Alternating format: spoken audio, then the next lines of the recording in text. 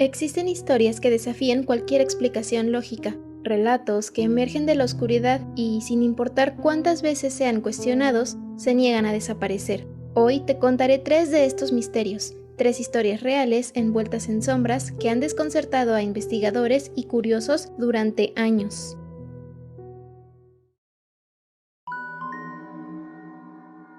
Bajo la ciudad de Odesa, en Ucrania, existe un mundo oculto, un laberinto de más de 2.500 kilómetros de túneles excavados desde el siglo XIX. No son simples pasajes subterráneos. Estas catacumbas han sido testigos de innumerables historias. Contrabandistas las usaron como rutas secretas. Partisanos se refugiaron en ellas durante la Segunda Guerra Mundial y, con el paso de los años, se han convertido en el escenario de leyendas urbanas.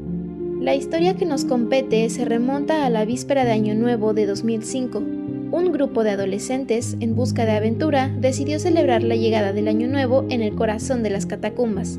Entre ellos estaba Masha, una joven de 19 años. Como era de esperarse en una celebración de Año Nuevo, en medio de la euforia, Masha se alejó del grupo y en cuestión de minutos quedó completamente sola en la inmensidad de los túneles oscuros. Sus amigos, creyendo que ella había regresado a casa antes que ellos, no le dieron mayor importancia a su ausencia. Pero Masha jamás volvió. Perderse en las catacumbas de Odesa es un destino fatal. No hay puntos de referencia, no hay luz natural y el eco distorsiona los sonidos, haciendo que cada paso parezca provenir de diferentes direcciones. Durante horas, quizás días, Masha vagó sin rumbo, intentando encontrar una salida. No había agua, no había comida, solo pasillos interminables que la arrastraban más y más hacia la desesperación. El frío de las paredes, sumado a la deshidratación y el agotamiento, hicieron lo inevitable. Su cuerpo simplemente se rindió. Durante mucho tiempo, su desaparición pasó desapercibida, pero entonces, en 2009, un explorador urbano llamado Eugene Late publicó una imagen perturbadora en un foro de internet. En la foto, 3 jóvenes posaban junto a un cadáver momificado, atrapado en la soledad de los túneles. El cuerpo vestía jeans y zapatos modernos, lo que llevó a muchos a preguntarse, ¿era este el destino final de Masha? Según Late, el cuerpo fue descubierto en 2005, el mismo año en que la joven desapareció, pero la policía, por razones que nunca quedaron claras, se negó a recuperarlo hasta 2007. Cuando finalmente lo hicieron, la historia ya había adquirido un aura de misterio. Pero es aquí donde las cosas se vuelven aún más inquietantes. Nunca hubo pruebas concluyentes de que el cadáver perteneciera a Masha. Un exmiembro de una operación antiterrorista ucraniana, Kostya Puvovkin, afirmó haberse encontrado restos en la misma zona en 2005, pero su descripción del hallazgo difería por completo. Según él, no había un cuerpo intacto, sino una sopa de huesos, irreconocible y sin identidad. Los análisis forenses confirmaron que los restos pertenecían a una mujer, pero nunca pudieron demostrar que se tratara de Masha. Algunos creen que la historia de Masha es solo un cuento de advertencia, una forma de disuadir a los jóvenes de aventurarse en los túneles sin preparación. Otros insisten en que fue real, pero que las autoridades ocultaron información, o que su cuerpo nunca fue realmente recuperado. Lo cierto es que Eugene Late defendió la autenticidad de su historia hasta 2012. Luego, sin previo aviso, dejó de hablar del tema. Sin embargo, antes de desaparecer del ojo público, hizo una advertencia final. Las catacumbas de Odesa no son un lugar para aventureros desprevenidos. A lo largo de los años, varias personas han entrado en ellas y nunca han salido. ¿Fue Masha realmente una víctima de su propia imprudencia? ¿O fue simplemente un personaje creado por internet para alimentar el miedo?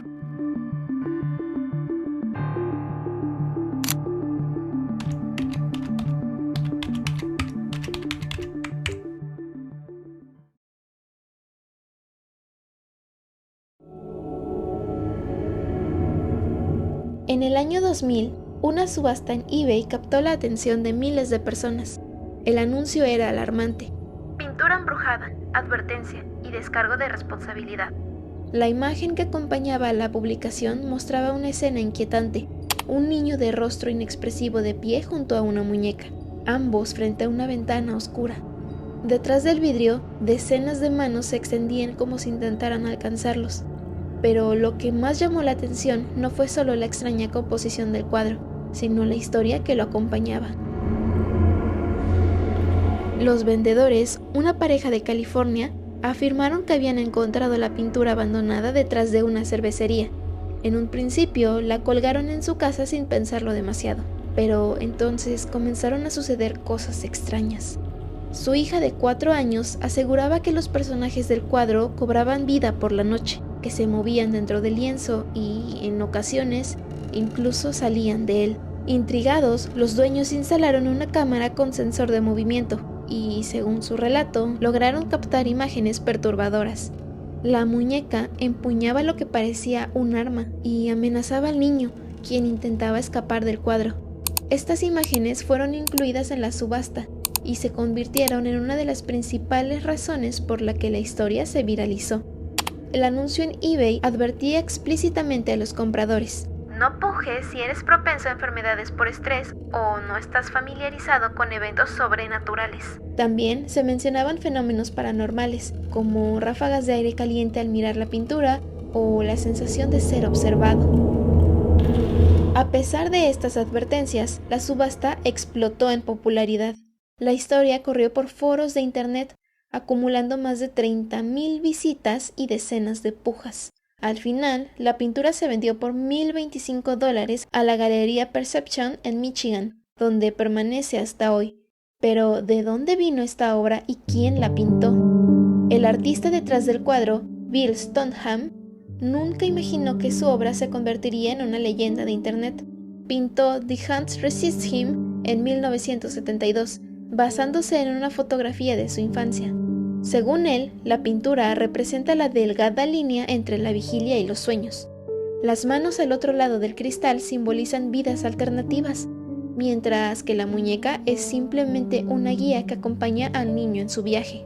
Cuando Stoneham escuchó la historia de la subasta, se sorprendió. Para él, la pintura no tenía nada de paranormal. Sin embargo, admitió que el cuadro tenía una historia extraña. El dueño de la galería que exhibió la pintura y el crítico de arte que la reseñó murieron en circunstancias no relacionadas poco después de que la obra fuera presentada al público.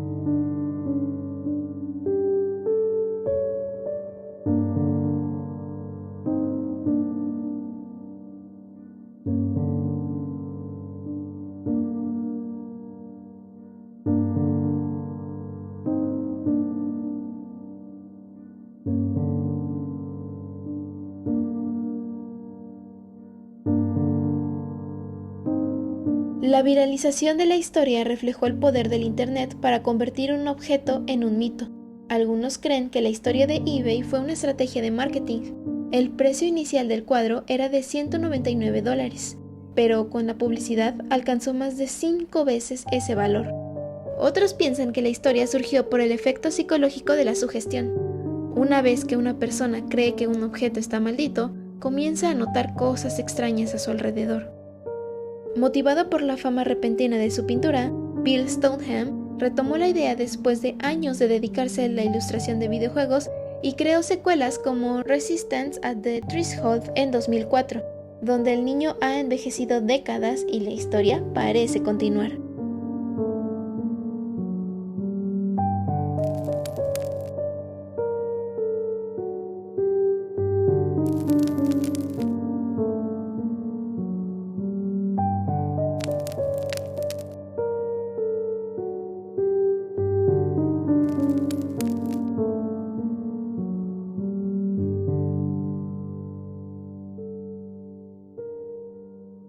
Hoy sigue guardado en la Galería Perception, lejos de miradas curiosas.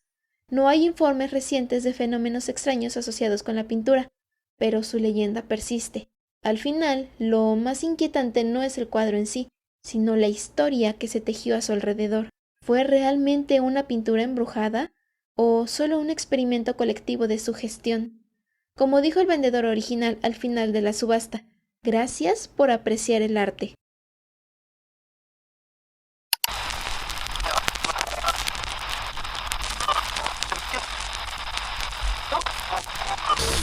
Antes de que existieran las redes sociales, Antes de que Internet estuviera al alcance de todos, existía Usenet.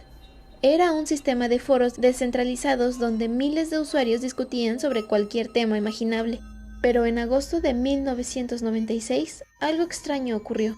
Una serie de mensajes indescifrables comenzó a inundar los grupos de discusión. Los textos eran completamente aleatorios, sin sentido aparente.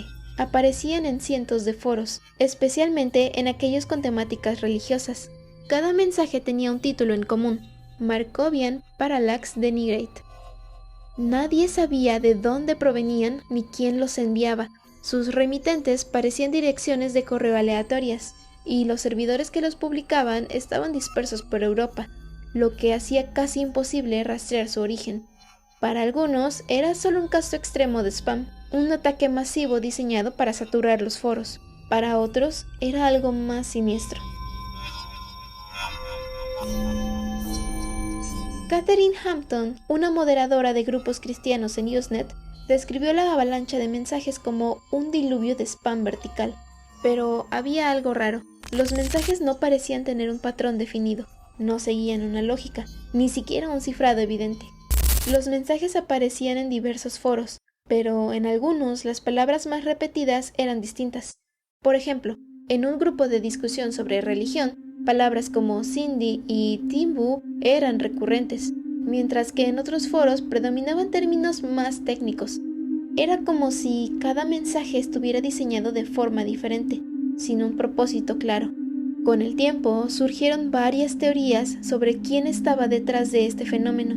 Algunos sugirieron que podría haber sido un programador experimentando con cadenas de Markov, un algoritmo utilizado para generar texto aleatorio basado en probabilidades matemáticas. De hecho, el término Markovian en el título de los mensajes parecía hacer referencia a esta técnica. Otros creían que podía tratarse de un intento de ocultar mensajes en medio del caos, y si los mensajes contenían información codificada que solo el remitente y el destinatario podían entender, pero entonces apareció una conexión aún más extraña.